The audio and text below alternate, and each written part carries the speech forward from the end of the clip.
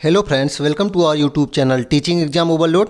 दोस्तों, आज के सेशन के अंतर्गत आपकी जो सीटेट दिसंबर 2023 की क्लासेस चलती हैं उसमें आज आपकी सीडीपी की नेक्स्ट क्लास है, जिसमें आज हम सीडीपी में क्या करेंगे, जो 4 फरवरी 2023 को पेपर हुआ था उसके सीडीपी के जो 30 क्वेश्चन आए थे उस 30 क्वेश्चन को सॉल्व करेंगे।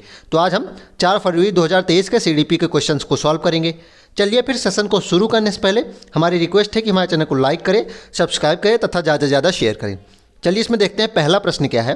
पहला प्रश्न है, विकास के बारे में निम्न में से कौन सा कथन सही नहीं है। बताइए, विकास के बारे में कौन सा कथन सही नहीं है। ऑप्शन ए, बच्चे विभिन्न दरों पर विकसित होते हैं। बिल्कुल ये बात सही है, बच्चों में विभिन्नता होती है विकास दर के मामले में।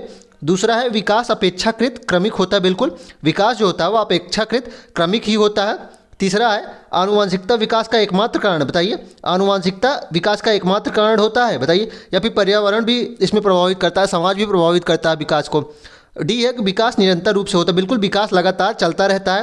तो ये बात भी सही है, ये बात सही है। तो इसमें नहीं पूछा था तो आंसर क्या हो जाएगा, ऑप्शन नंबर सी, क्योंकि जो ऑप्शन नंबर सी दिया गया है वह गलत है और गलत इसमें पूछा गया था। आनुवंशिकता अकेले विकास को प्रभावित नहीं करती है, समाज भी प्रभावित करता है, वातावरण भी प्रभावित करता है, तो निम्न चीज़ें विकास को प्रभावित करती हैं। तो ऑप्शन नंबर सी इसमें सही उत्तर हो जाएगा। चलिए प्रश्न 2 देखते हैं अब। दूसरा प्रश्न है कि मानवीय क्षमताओं जैसे कि बुद्धि, समस्या समाधान और समालोचनात्मक चिंतन का सापेक्ष रूप से विकास के किस क्षेत्र के अंतर्गत अध्ययन किया जाता है। बताइए, आप बुद्धि का किस क्षेत्र में अध्ययन करेंगे, शारीरिक क्षेत्र में अध्ययन करेंगे। समस्या समाधान का शारीरिक क्षेत्र में अध्ययन करेंगे, नहीं। संवेग वाले क्षेत्र में अध्ययन करेंगे, नहीं, इसमें भावनाएं आएंगी ना, तो बी भी नहीं हो जाएगा। मोरल, नैतिक वैल्यू, बताइए, मोरल जो होता है, मोरल साइंस होता है, उसमें आप बुद्धि की बातें करते हैं, समस्या समाधान की बातें करते हैं। क्रिटिकल थिंकिंग की आप बात करेंगे, इसमें नहीं करेंगे। आप इन सब पक्षों को किस में बात करते हैं, संज्ञानात्मक जो विकास होता है उसमें बुद्धि की बात होती है, क्योंकि संज्ञानात्मक का क्या अर्थ होता है, ज्ञान ना। संज्ञान में ज्ञान आ रहा है तो जो जाना जाता है उसे संज्ञान कहते हैं। तो बुद्धि, समस्या समाधान और समालोचनात्मक चिंतन आदि की बातें किस पक्ष पे होती हैं, विकास के संज्ञानात्मक पक्ष में होती हैं। तो इसका उत्तर क्या हो जाएगा, बताइए, आंसर सी ही तो इसका उत्तर हो जाएगा। तो इस प्रश्न दूसरे का आंसर क्या हो जाएगा, ऑप्शन नंबर सी। चलिए अगला प्रश्न देखते हैं। प्रश्न 3 क्या कहता है। प्रश्न 3 असर्शन रीजन वाले प्रश्न आ गए हैं। देखते हैं इसमें कथन क्या है। अभिकथन है, बच्चे केवल औपचारिक स्कूली शिक्षा द्वारा ही कौशल, मूल्य और रीतियां ग्रहण करते हैं। बताइए, केवल आ गया तो ये गलत बात हो जाएगी ना, फाल्स। वैसे भी केवल औपचारिक शिक्षा से ही कौशल सीखते हैं, समाज से नहीं सीख सकते। अनौपचारिक शिक्षा जो शास्त्र होते हैं, अनौपचारिक पद्धतियाँ होती हैं, उससे नहीं सीखेंगे, उससे भी सीखते हैं, परिवार से भी सीखते हैं। तो ये बात तो गलत हो जाएगी। और रीजन क्या है, बच्चों का सामाजिकरण एक सरल व रेखी प्रक्रिया। बताइए, बच्चों का सामाजिकरण सरल और रेखी नहीं, बच्चों का सामाजिकरण जटिल प्रक्रिया होता है और एक रेखी नहीं होता। किसी का कभी ज़्यादा होगा फिर कम होगा, फिर ज़्यादा होगा फिर कम होगा। तो ये क्या है, दोनों चीज़ें क्या हो गई, इसमें फाल्स हो गई ना। तो इसमें आंसर देखते हैं क्या हो जाएगा कि both A and R false. तो ऑप्शन नंबर डी इसका सही उत्तर हो जाएगा। ए और आर दोनों गलत है, तो इस प्रश्न का उत्तर ऑप्शन नंबर डी हो जाएगा। अगला प्रश्न देखते हैं। प्रश्न 4 है, पियाजे के अनुसार व्यक्ति किस अवस्था को प्राप्त करने के लिए समाधान की निरंतर खोज करने में लगा रहता है। बताइए, ये प्रश्न जटिल है, बहुत कम ऐसे तरीके के प्रश्न पूछे जाते हैं और इसको पढ़ाया जल्दी नहीं जाता है, लेकिन आप अगर समझ रखते होंगे, सिंपल समझ, तो आप समझ लेंगे इसका उत्तर क्या होगा। असंतुलन हो जाएगा, संतुलन, आत्मसातकरण या फिर एकोमोडेशन। बताइए, पियाजे, इसमें प्रश्न कह रहा है कि व्यक्ति किस चीज़ को पाने के लिए समाधान का खोज करता रहता है। मतलब व्यक्ति समस्या का समाधान किस चीज़ के लिए पाने के लिए आप जीवन में विभिन्न परेशानियां का समाधान क्यों करना चाहते हैं। असंतुलन जीवन व्यतीत करने के लिए, आत्मसात करने के लिए या फिर सामंजस्य करने के लिए। आप जीवन में संतुलन प्राप्त करने के लिए है ना, तो समस्या समाधान करना चाहते हैं, समस्याओं को खत्म क्यों करना चाहते हैं, ताकि आपका जीवन संतुलित हो सके। तो इसका उत्तर क्या हो जाएगा, ऑप्शन नंबर ए ही तो इसका उत्तर हो जाएगा। तो प्रश्न 4 का उत्तर क्या हो जाएगा, ऑप्शन नंबर ए। प्रश्न 5 देखते हैं। प्रश्न 5 है, परिकल्पनात्मक निगमनात्मक तर्क किस चरण की विशेषता है। बताइए, इसमें पियाजे के अनुसार पूछा गया है कि जो निगमनात्मक तर्क होता है, मतलब नियम से उदाहरण की ओर जिसमें जाया जाता है, वह किस अवस्था में आया है। तो मैंने बताया है कि थर्ड स्टेज में कौन सी अवस्था आती है, आगमनात्मक सोच आती है, आगमनात्मक तर्क आता है जिसमें उदाहरण से नियम की ओर जाया जाता है। लेकिन जो निगमनात्मक तर्क होता है वह किस स्टेज में आता है, वह 4th स्टेज में आता है। अब आप बताइए 4th स्टेज इसमें कौन सी है। सेंसरी मोटर पहली स्टेज है, नहीं। प्री ऑपरेशनल दूसरी स्टेज हो जाएगी ना। ये कॉन्क्रीट तीसरी स्टेज हो जाएगी। चौथी स्टेज कौन सी हो जाएगी, चौथी स्टेज ऑप्शन नंबर बी ही तो होती है। औपचारिक संक्रियात्मक चरण जो होता है, जो फॉर्मल ऑपरेशनल होता है, वही चौथा स्टेज होता है और इसी में निगमनात्मक तर्क आ जाता है। तो प्रश्न 5 का उत्तर क्या हो जाएगा, ऑप्शन नंबर बी हो जाएगा। चलिए प्रश्न 6 देखते हैं। प्रश्न 6 है कि पियाजे के संज्ञानात्मक विकास के सिद्धांत के अनुसार किस अवस्था में बच्चे अनैच्छिक क्रियाओं से ऐच्छिक क्रियाओं की ओर बढ़ना प्रारंभ करते हैं। बताइए, इसमें पूछा जा रहा है कि किस अवस्था में बच्चे अनैच्छिक क्रियाएं जो होती रहती हैं, मतलब जो सहज रूप से अपने आप होती रहती हैं, उसके बाद जो वह चाहते हैं वो क्रियाएं कैसे करने लगते हैं। तो इसमें कहने का क्या मतलब है कि किस अवस्था में बच्चा जैसा चाहे वैसा अपनी शारीरिक क्रियाओं को वैसा करने के लिए मतलब उसी हिसाब से अपने शरीर को गति देने लगता है, किस अवस्था में देने लगता है। तो इसका आंसर क्या हो जाएगा, सेंसरी मोटर में ही 0 से 2 वर्ष होता है जो, तो उसमें लास्ट में 1 से 1.5 साल में बच्चा क्या होता है कि अपने मस्तिष्क के हिसाब से शरीर को अपने घुमाने लगता है ना, गति देने लगता है। और पहले क्या होता है कि उसके शरीर अपने आप अनैच्छिक होते हैं, सहज रूप से चलते रहते हैं, हाथ पैर उसके चलते रहते हैं। लेकिन 1-1.5 साल में क्या होता है कि जिस प्रकार चाहता है उस प्रकार 1-1.5 साल में तो बच्चा चलने भी लगता है, तो उसी प्रकार वह कार्य करने लगता है। तो यह जो अनैच्छिक क्रियाओं से ऐच्छिक क्रियाओं की ओर किस अवस्था में बढ़ता है, ऑप्शन नंबर ए ही हो जाएगा, संवेदीगामक अवस्था, जो 0 से 2 वर्ष होती है। चलिए अगला प्रश्न देखते हैं। प्रश्न 7 क्या कह रहा है। प्रश्न 7 कह रहा है, हेंज दुविधा को सुनने के बाद 8 वर्षीय गुरप्रीत कहता है हेंज को पैसा चुरा लेना चाहिए क्योंकि उसे इसकी ज़रूरत है। नैतिक तर्क के किस स्तर पर बच्चे सही और गलत का फैसला व्यक्तिगत ज़रूरतों और चाहतों के आधार पर करते हैं। बताइए, इसका ऑप्शन है प्रश्न, इसका ऑप्शन देख लेते हैं। प्रश्न 7 का ऑप्शन क्या है, दंड और आज्ञा पालन अभिमुखता, instrumental relativist orientation, good boy good girl orientation, या फिर लॉ एंड ऑर्डर ओरिएंटेशन। तो इसमें क्या कह रहा है कि किस स्तर पे ऐसा होता है कि बच्चे सही और गलत का फैसला व्यक्तिगत ज़रूरतों के चाहतों के आधार पे करते हैं। तो पनिशमेंट एंड ओबीडियंस में क्या होता है कि दंड या फिर आज्ञा पालन की वजह, मतलब दंड से बचने के लिए वह समाज के नैतिक कार्य करता है। गुड बॉय गुड गर्ल में क्या होता है कि वह अच्छा दिखने के लिए, वह समाज में अपनी छवि अच्छा बनाए, इसलिए वह नैतिक कार्य करता है। और कानून और व्यवस्था अभिमुखता में क्या होता है कि वह कानून को सर्वोपरि मानता है, इसलिए वह नैतिक कार्य करता है। लेकिन कौन सी अवस्था इसमें उत्तर हो जाएगा, जो यांत्रिक सापेक्षता अभिमुखता होता है, जो इंस्ट्रूमेंटल रिलेटिविस्ट ओरिएंटेशन होता है। इसमें क्या होता है, बच्चे सही और गलत का फैसला व्यक्तिगत ज़रूरतों के आधार पर करते हैं। मतलब उसमें यह होता है कि अगर नियम तोड़ने से किसी का भला हो रहा है तो हमें नियम को तोड़ देना चाहिए। तो यह कौन सी अवस्था में होता है, ऑप्शन नंबर बी हो जाएगा, इंस्ट्रूमेंटल रिलेटिविस्ट ओरिएंटेशन हो जाएगा। तो इसका उत्तर ऑप्शन नंबर बी हो जाएगा। चलिए प्रश्न 8 देखते हैं। प्रश्न 8 कह रहा है कि वाइगोत्स्की के सिद्धांत को किस तरह का सिद्धांत माना जाता है। बताइए, वाइगोत्स्की का सिद्धांत किस प्रकार का सिद्धांत है। मनोविश्लेषणात्मक, बताइए मस्तिष्क का विश्लेषण इन्होंने किया था, नहीं। व्यवहारवादी सिद्धांत है, नहीं, ये भी नहीं हो जाएगा। सूचना प्रसंस्करण है, ये भी नहीं हो जाएगा। इनके सिद्धांत को क्या कहा जाता है, सामाजिक सांस्कृतिक सिद्धांत कहा जाता है ना। हलवा प्रश्न है, बहुत आसान प्रश्न है। वाइगोत्स्की के सिद्धांत को क्या कहा जाता है, सामाजिक और सांस्कृतिक सिद्धांत कहा जाता है। तो ऑप्शन नंबर 20 का सही उत्तर हो जाएगा। चलिए प्रश्न 9 देखते हैं। प्रश्न 9 है कि वाइगोत्स्की के अनुसार बच्चों में संज्ञानात्मक प्रक्रियाओं को किसके माध्यम से सुगमता दी जाती है। बताइए। हाँ, इसमें इसको मैंने, आप देखिएगा वाइगोत्स्की की थ्योरी देखिएगा तो हूबहू ऐसा लिखवाया गया है कि कौन सी चीज़ होती है जो संज्ञानात्मक विकास को सुगम बनाती है। मैंने लिखवाया है, उसको आप देखिएगा, प्लेलिस्ट बनी है तो उसमें आप देखेंगे कि डैश दिया गया है, जो अभी इसका आंसर होगा वह, उसके बाद लिखा गया है संज्ञानात्मक विकास को सुगम बनाती है। तो क्या नकारात्मक पुनर्बलन बनाता है, नहीं। प्रतियोगिता की बात ही नहीं की है।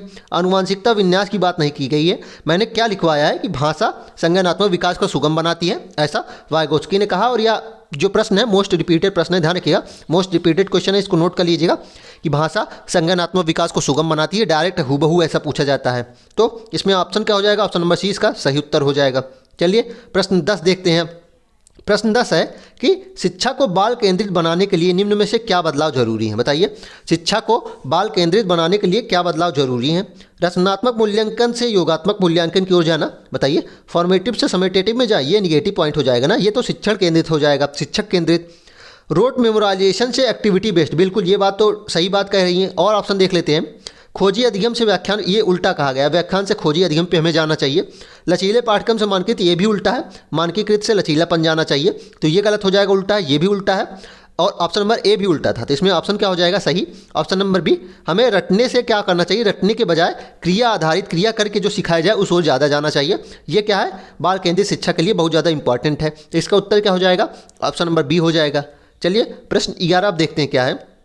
11 है कि हार्वर्ड गार्डनर के बुद्धि के बारे में विचारों के अनुसार, बताइए गार्डनर का जो सिद्धांत आया था उसके अनुसार, देखते हैं 4 ऑप्शन, उसमें से कौन सा ऑप्शन सही हो जाएगा। तार्किक गणितीय बुद्धि बुद्धि का सर्वोत्तम प्रकार है, ऐसा कहा था इन्होंने ऐसा तो कोई बात नहीं की थी कि एक बुद्धि सर्वोत्तम होती है। उन्होंने बुद्धि के प्रकार बताए हैं, ऐसा नहीं बताया कि ये बुद्धि सर्वोत्तम होती है या निम्नतम होती है, तो ये बात गलत। ऑप्शन बी है दूसरों की भावनाओं को समझने के लिए क्षमता या संगीतीय बुद्धि कहलाती है, ये भी गलत है। दूसरों की भावनाओं समझने के लिए संगीतीय बुद्धि चाहिए, ऐसा नहीं है। संगीतीय बुद्धि से क्या होता है, गीत आदि के क्षेत्र में, गाना गाने के आदि क्षेत्र में ज़्यादा विकास करते हैं।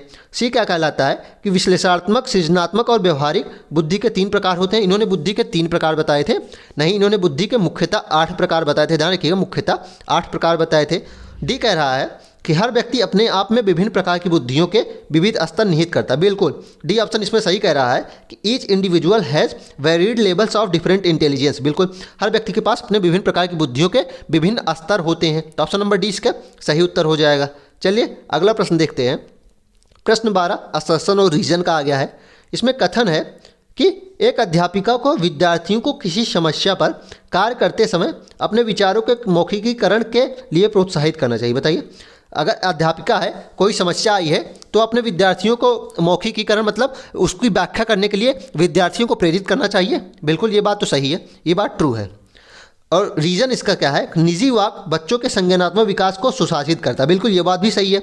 जो प्राइवेट स्पीच होता है, जो बच्चा मतलब खुद से बात करता है, वह संज्ञानात्मक विकास को सुशासित करता है। इसमें दोनों बात क्या हो जाएंगी, ट्रू हो जाएंगी। तो इसमें क्या हो जाएगा, ऑप्शन नंबर ए सही हो जाएगा कि ए और आर दोनों सही हैं और आर ए की सही व्याख्या कर रहा है। अगला प्रश्न देखते हैं। अगला प्रश्न है प्रश्न 13।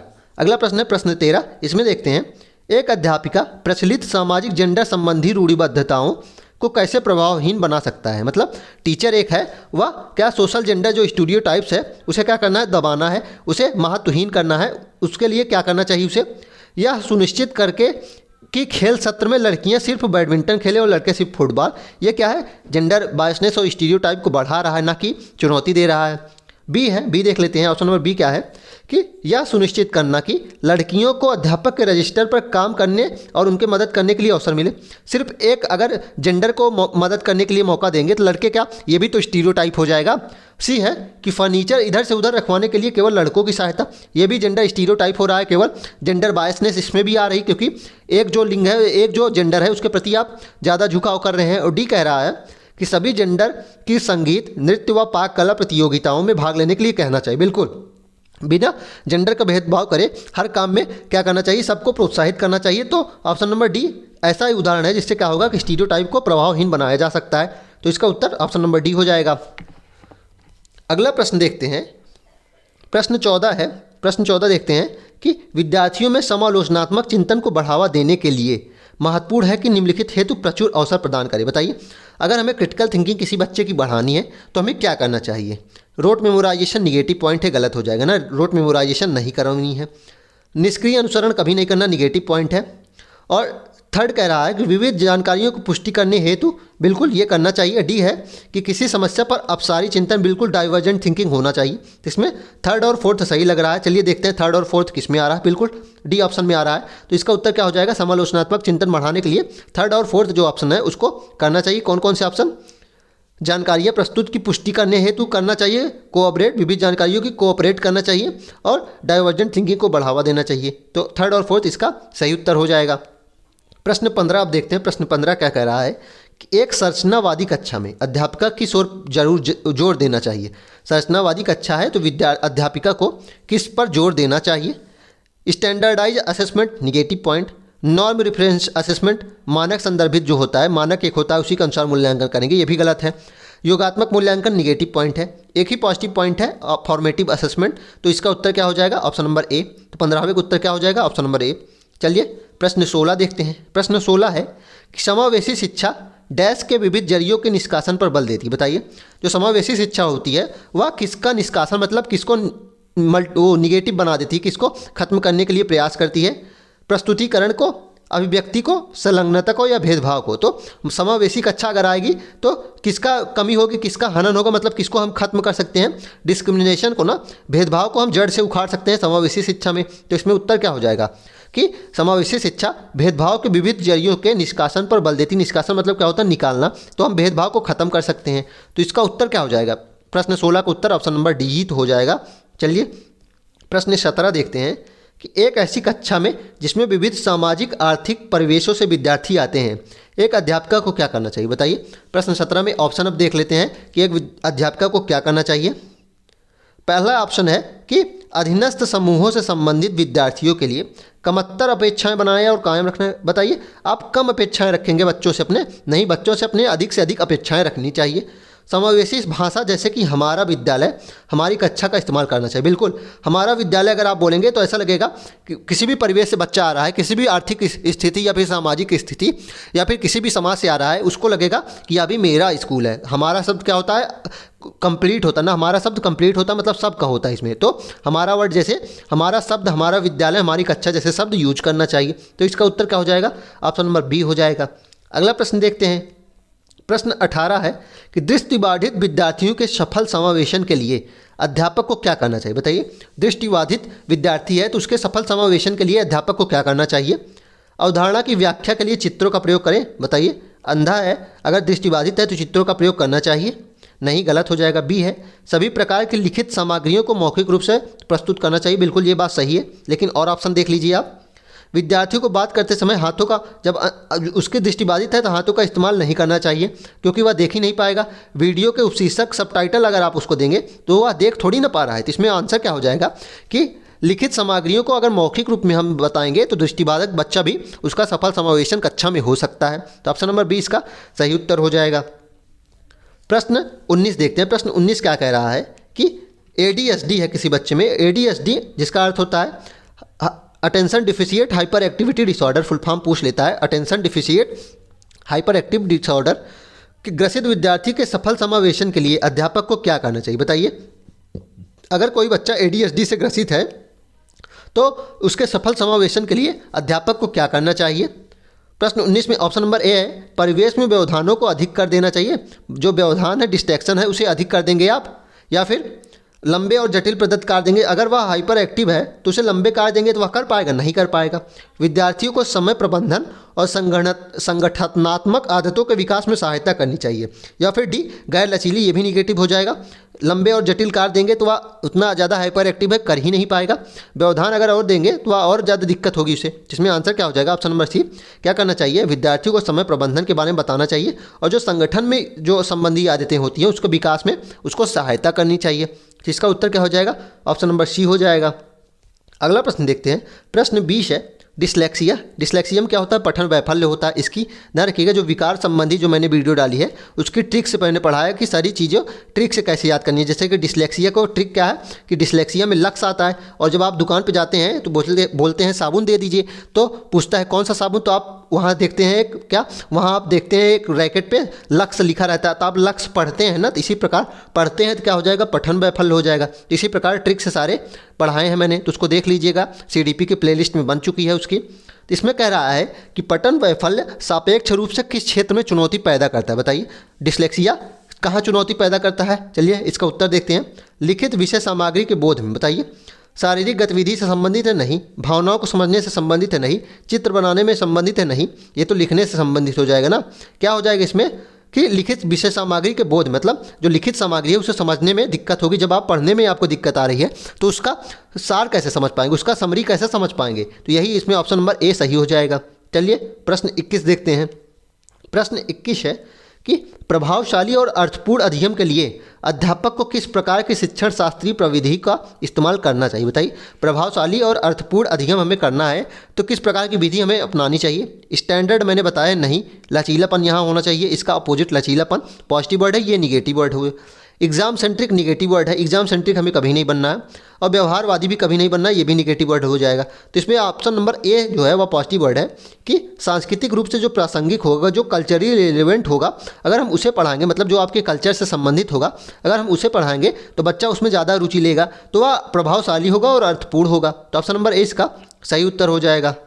प्रश्न 22 देखते हैं अब। प्रश्न 22 है कि NEP 2020 अधिगम के कौन से तरीकों पर बल देती है? चलिए देखते हैं। अधिगम जो 2020 है वह किस पर बल देती है? अनुभवात्मक अधिगम पे, डिजिटल अधिगम पे, वैज्ञानिक अधिगम पे, या फिर करके सीखने पे? बताइए, ये भी पॉजिटिव, इस पर भी बल देती है, डिजिटल लर्निंग पे भी बल देती है, साइंटिफिक लर्निंग पे भी बल देती है और लर्निंग बाय डूइंग पे भी बल देती है। चारों पॉजिटिव आंसर है। तो इसमें चारों ऑप्शन वाला एक ही ऑप्शन दिख रहा है, ऑप्शन नंबर डी, और यही सही हो जाएगा इसमें कि NEP 2020 इन चारों चीज़ों पर बल देती है। चलिए अगला प्रश्न देखते हैं। प्रश्न 23 है कि अध्यापकों को विद्यार्थियों के अधिगम युक्तियों के अर्जन को सुगम सहज करना चाहिए। निम्नलिखित में से कौन सा तरीके का इस्तेमाल शिक्षार्थियों को अधिक कौशलीभूत बनाने के लिए किया जा सकता है। मतलब शिक्षार्थियों को और कौशल में विकास उसका करना है तो उसमें क्या करना चाहिए शिक्षक को। ऑप्शन ए है कि विद्यार्थियों को चिंतन के अभिसारी तरीके के अवसर देना चाहिए। कन्वर्जेंट थिंकिंग देना चाहिए, नहीं डाइवर्जेंट थिंकिंग देना चाहिए, गलत हो जाएगा। विद्यार्थियों को अवास्तविक उद्देश्य और समय तालिका बनाने में मदद करें। बताइए अनरियलिस्टिक गोल्स होना चाहिए, नहीं रियलिस्टिक गोल्स होना चाहिए, ये तो गलत हो जाएगा। Promoting self questioning and self assessment, बिल्कुल विद्यार्थियों में स्वयं से प्रश्न करने की आदत का विकास कीजिए और स्व आकलन करने के लिए उसे भी समुन्नत बनाइए। ये ऑप्शन सबसे सही है ना, ऑप्शन नंबर सी इसका सही आंसर हो जाएगा, क्योंकि डी क्या है कि प्रासंगिक जो नहीं है हमें उस पर ध्यान केंद्रित करवाना है, नहीं प्रासंगिक चीज़ों पर ध्यान केंद्रित करवाना है। तो इसमें ऑप्शन नंबर सी सही हो जाएगा कि स्व आकलन करने के लिए उसे प्रेरित करें और स्व प्रश्न करने के लिए भी प्रमोट करें। चलिए अगला प्रश्न देखते हैं। प्रश्न 24 है कि प्रभावशाली समस्या समाधान कारक होने के लिए अध्यापक को शिक्षार्थियों में किसके इस्तेमाल को हतोत्साहित करना चाहिए। मतलब किसे हमें क्या करना चाहिए, कम करना चाहिए प्रभावशाली समस्या समाधान कारक बनने के लिए।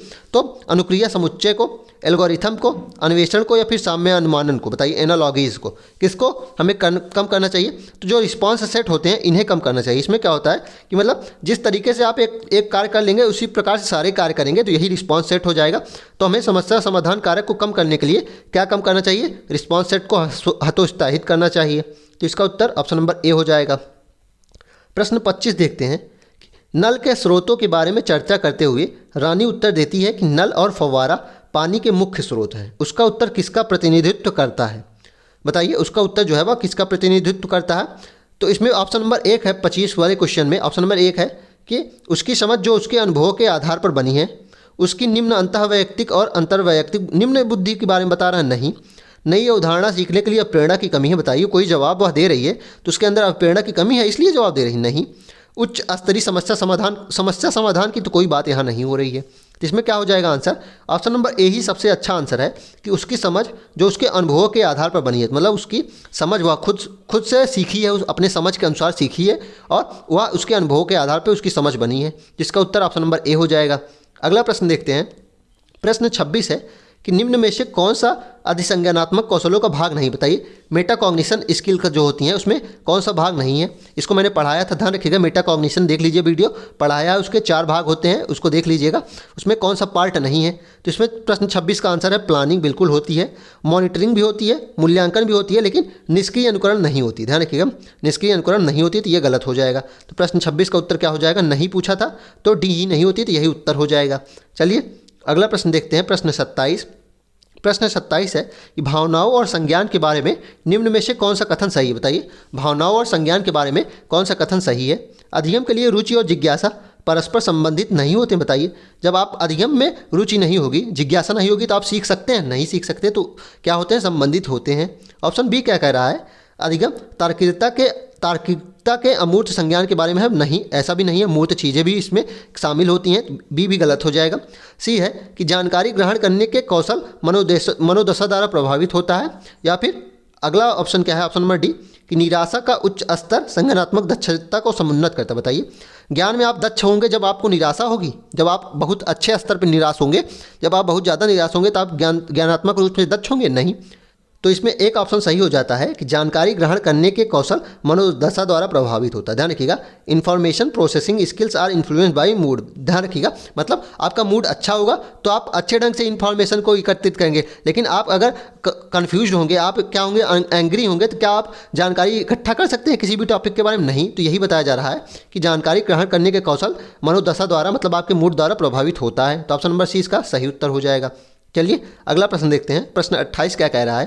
प्रश्न 28 है कि विद्यार्थियों को अधिगम के प्रति अभिप्रेरित करते रहने के लिए अध्यापक को क्या समुन्नत करना चाहिए। बताइए अधिगम के लिए हमें अभिप्रेरित करना किसी भी बच्चे को तो हमें क्या करना चाहिए। योग्यता का सत्व अस्तित्ववादी परिप्रेक्ष्य होना चाहिए। बताइए एंटिटी व्यू ऑफ एबिलिटी, नहीं। योग्यता का सत्व क्या होता है, ये गलत चीज़ है। असहायता का सीखा हुआ भाव, बताइए आप असहाय अपने आप को महसूस करेंगे तो अधिगम के लिए आप प्रेरित होंगे, नहीं। प्रतियोगिता कभी नहीं करवानी, ये तो निगेटिव वर्ड है, इसको बताया है, टैग वर्ड अभी आपको पढ़ाया जाएगा, ये निगेटिव वर्ड हो जाएगा। तो इसमें क्या हो जाएगा, आपको निपुणता उन्मुखी उद्देश्य होने चाहिए। आप किसी भी चीज़ में निपुण होने के लिए प्रतियोगिता योग्यता आपका नहीं होना चाहिए, आपको क्या होना चाहिए, निपुणता उन्मुखी उद्देश्य होना चाहिए, तभी आप अधिगम के लिए प्रेरित होंगे। तो ऑप्शन नंबर ए इसका सही उत्तर हो जाएगा। अगला प्रश्न देखते हैं। प्रश्न 29 है कि विद्यालय में बच्चों की सफलता में निम्न में से कौन सा कारक बाधा उत्पन्न करता है? बताइए, बच्चों की सफलता में कौन सा कारक बाधा उत्पन्न करेगा? लचीलापन तो बहुत पॉजिटिव वर्ड है, तो बाधा तो ये उत्पन्न नहीं करेगा। संरचनात्मक शिक्षा साथ, ये भी पॉजिटिव वर्ड है, ये भी नहीं करेगा। रिजिड करिकुलम हो सकता है। असेसमेंट फॉर लर्निंग, ये फॉर्मेटिव असेसमेंट है, ये भी मोस्ट पॉजिटिव वर्ड है। तो बाधा कौन सा उत्पन्न करेगा? रिजिड, जो कठोर पाठ्यचर्या होगी वह क्या करेगी? जब आप सरल पाठ्यचर्या होगी तभी तो बच्चा पढ़ पाएगा। अगर उसकी भाषा बहुत ज़्यादा जटिल होगी तो बच्चे सफल थोड़ी ना होंगे, उससे समझ में नहीं आएगा। तो इसमें ऑप्शन नंबर सी ही सही उत्तर हो जाएगा। चलिए अब हम आज के लास्ट प्रश्न को देखते हैं। प्रश्न 30 है इसमें कि किसी अवधारणाओं को समझाते समय यह महत्वपूर्ण है कि विषय वस्तु का विद्यार्थियों के दिन प्रतिदिन के जीवन से संबंध होना चाहिए। बिल्कुल अभिकथन और कारण का प्रश्न है, और इसमें ये पॉइंट ठीक है कि दैनिक जीवन से अगर आप संबंध करेंगे किसी भी चीज़ का तो बच्चा उसे आसानी से सीखेगा। कारण अब देखते हैं। कारण है कि अधिगम कंठस्थीकरण के माध्यम से बहुत प्रभावशाली होता है। बताइए सही है गलत है? कंठस्थीकरण निगेटिव पॉइंट है, तो ये क्या हो जाएगा? फॉल्स हो जाएगा। तो इसमें क्या हो जाएगा? A is true but R is false. देखते हैं कौन सा ऑप्शन है। A is true but R is false, option number C है। तो इसका उत्तर क्या हो जाएगा? Option number C. चलिए फिर इसी के साथ आज के सेशन को हम समाप्त करते हैं। आशा करता हूँ कि आपको यह सेशन पसंद आया होगा। अगर आप इसी तरह के अन्य सेशन भी देखना चाहते हैं तो हमारे यूट्यूब चैनल को लाइक करें, सब्सक्राइब करें तथा ज़्यादा से ज़्यादा शेयर करें। साथ ही अगर आप इसकी और अन्य क्लासेस की PDF प्राप्त करना चाहते हैं तो हमारे टेलीग्राम चैनल का लिंक डिस्क्रिप्शन बॉक्स में है, आप उसको ज्वाइन कर लीजिए, आपको सारी PDF वहीं मिलेंगी। चलिए फिर, धन्यवाद।